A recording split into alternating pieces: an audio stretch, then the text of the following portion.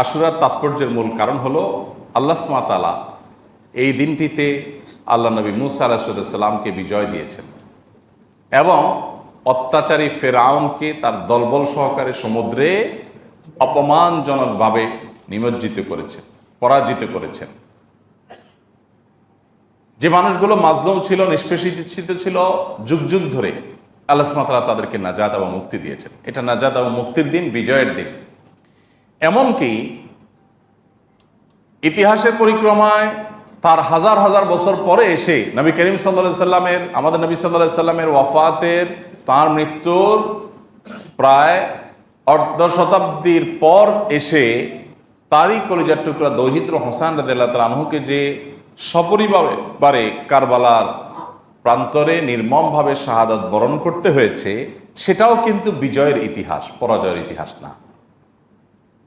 বিজয় কিভাবে? তিনি শহীদ হয়েছেন সপরিবারে, তাকে সপরিবারে শেষ করে ফেলা হয়েছে, কারণ তখনকার শাসক ইয়াজিদ তাকে প্রতিহত করতে নির্দেশ দিয়েছিল। যে ইয়াজিদ বলেছিল হুসাইন রাদিয়াল্লাহু তাআলা যেন আসতে না পারে এদিকে, তাকে যেন ঠেকানো হয় যে কোনো মূল্যে। এবং হুসাইন রাদিয়াল্লাহু তাআলার তাকে হত্যা করার জন্য ইয়াজিদ সরাসরি নির্দেশ করেছে নাকি করে নাই, এটা নিয়ে ঐতিহাসিক বিতর্ক আছে।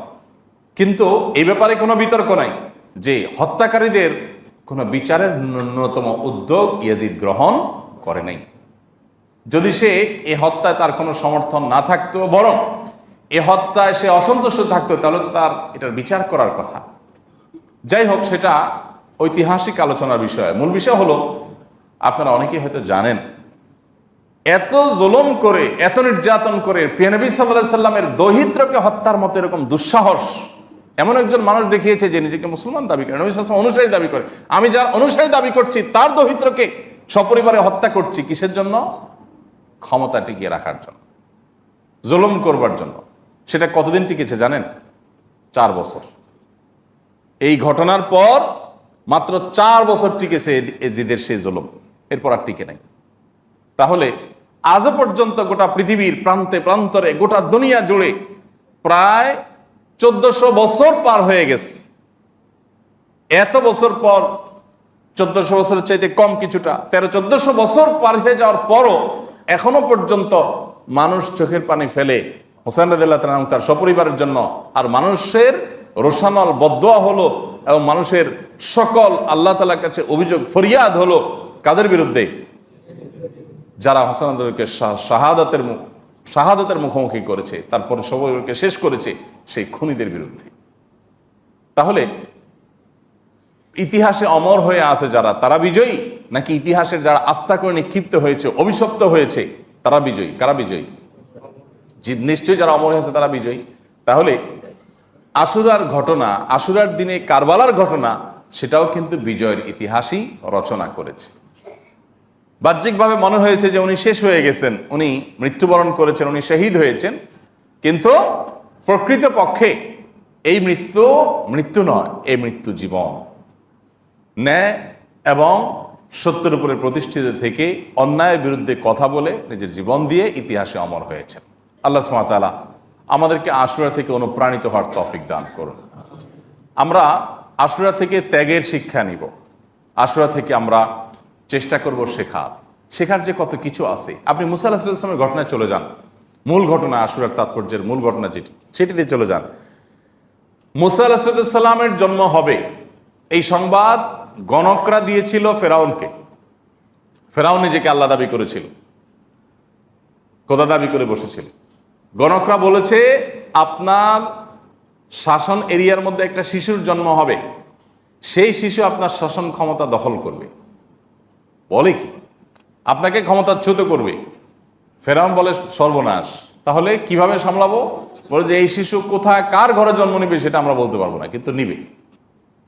গণকরা ওহির অনেক তথ্য চুরি করতে পারে শয়তানের সাথে যোগসাজশ করে, কোরআনের সে সম্পর্কে ডিটেল বিবরণও আছে। কিন্তু তো সেখান থেকে তারা তথ্য দিয়েছে, এবং তাদের তথ্য, এই অবৈধ তথ্য বা চুরি করা তথ্য সত্য হলেও এটাকে বিশ্বাস করতে ইসলাম নিরুৎসাহিত করে। এটাকে আবার কেউ দলিল হিসাবে নিয়ে আমরা গণকদের কাছে না যাই, আবার ওইটা গেলে 40 দিন পর্যন্ত ইবাদতই কবুল হবে না, বিশ্বাস করেন আর না করেন।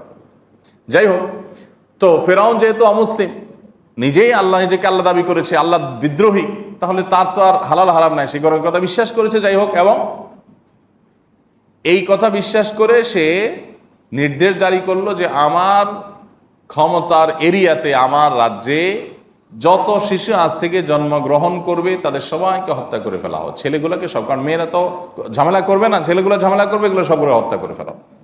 হাজার হাজার শিশু হত্যা করেছে শুধুমাত্র নিজের জুলুমকে টিকিয়ে রাখবার জন্য।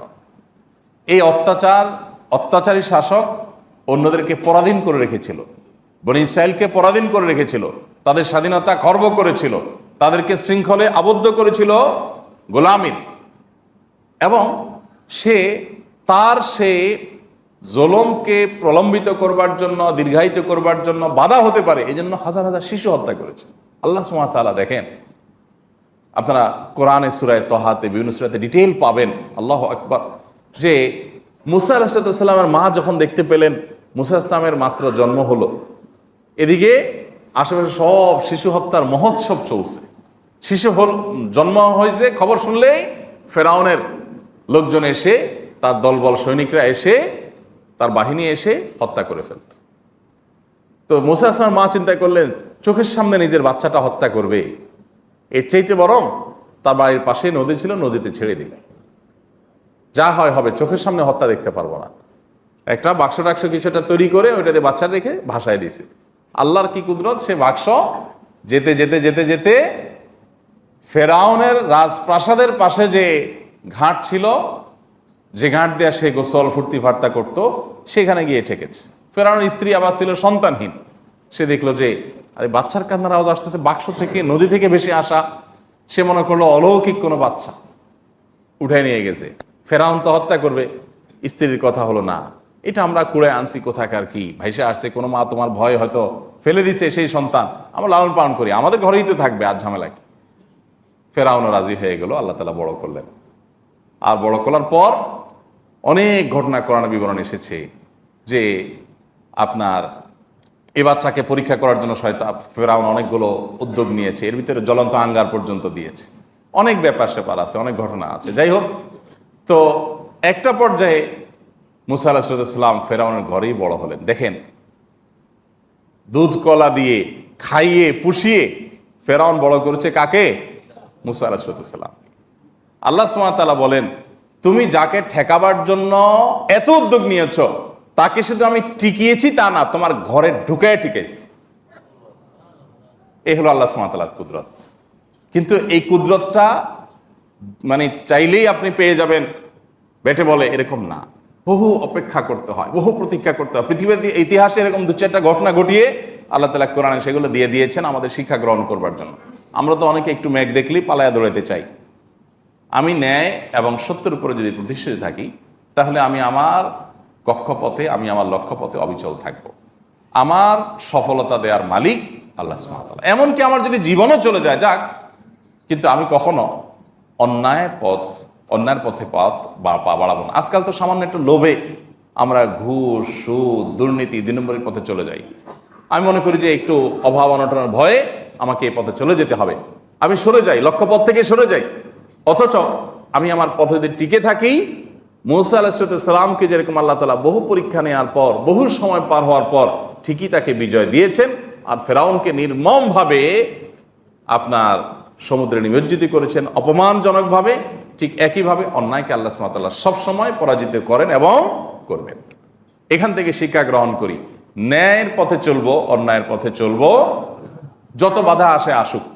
ওই যে বললাম, সমাজে ভাবসাব থাকবে না, কেউ জিজ্ঞাসা করবে না, দাম দিবে না, পুষবে না, তারপর আমি সততার উপর টিকে থাকবো। আল্লাহ তাআলা আমাদেরকে সেই তৌফিক দান। লেখা দেখে দেখে পড়েন, ইউটিউব থেকে দেখে দেখে পড়েন, কিন্তু পড়েন। বড় হৃদয়গ্রাহী ভাই, বড় মর্মস্পর্শী, ইমানদার এটার অর্থের দিকে তাকায় যদি পড়ে, তো তার অন্তর না গলে পারে না। ইস্তেগফার সম্পর্কে কোন কোন হাদিসের ভাষ্যের মধ্যে মান লাজিমাল ইস্তেগফার ভাষ্য এসেছে, অর্থাৎ যে ব্যক্তি ইস্তেগফারকে আঁকড়ে ধরবে, এটাকে কন্টিনিউয়াসলি করবে, ইস্তেগফার কখনো ছাড়বে না, সবসময় তার মধ্যে ইস্তেগফার অব্যাহত থাকবে, ওই ব্যক্তিকে আল্লাহ রাব্বুল আলামিন বিভিন্ন পেরেশানি থেকে সারপ্রাইজড হওয়ার মতো এমন এমন পথ বের করে দিবে যে সে চিন্তাও করে নাই। তার পেরেশানি থেকে মুক্তির পথ আল্লাহ তাআলা দেখাই দিবেন। ইস্তেগফার কিভাবে করবেন ভাই? ইস্তেগফার এমন একটা আমল, এটা ছাড়া তো আমাদের উপায় নাই ভাই। ইস্তেগফার আমাদের দুনিয়ার পেরেশানি দূর করবে, আখিরাতের পেরেশানি দূর করবে।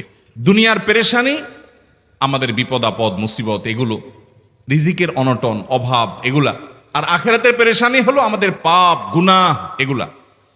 কোরআনে কারিমে আল্লাহ রাব্বুল আলামিন সূরা নূহের মধ্যে আল্লাহ নবী নূহ আলাইহিস সালাম তার সম্পর্কে বলছেন, ফাকুলতুস্তাগফিরু রাব্বাকুম ইন্নাহু কানা গাফফারা ইউরসিলিস